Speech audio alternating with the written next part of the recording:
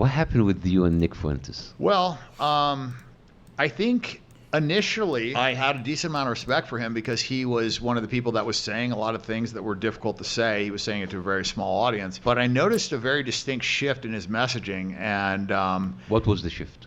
It happened. Well, he was fighting with all sorts of people. So let's just start there. He's fighting with Candace Owens. I had to like mediate that battle, you know, behind the scenes for almost a year. I was like taking both their calls, trying to like put out fires there. And then he was fighting with Jake Shields. I mediated that.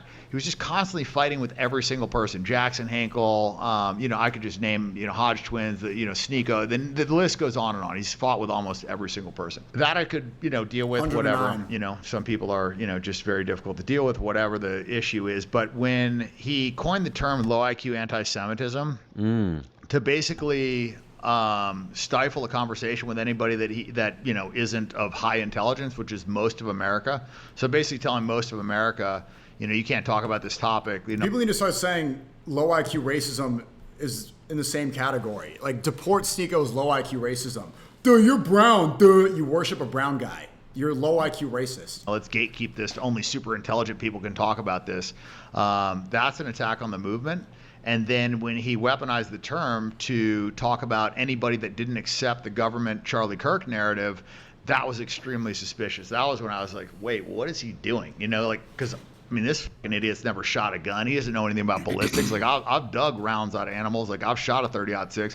I grew up hunting. Like, I know what bullets are supposed to do when they hit soft tissue and bone. He has no idea. He's talking out of his ass. And for him to say that it's a 0% chance that Israel had any involvement is, like, extremely suspicious.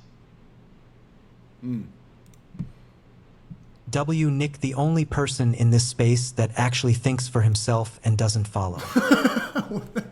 Then why are you here? Aren't you supposed to be putting on cat boys and shooting up a masjid and raping and killing for him?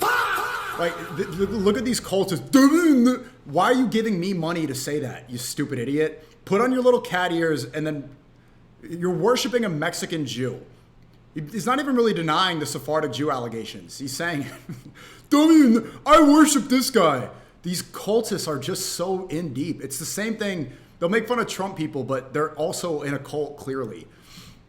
Yeah, go rape, kill, and die, idiot.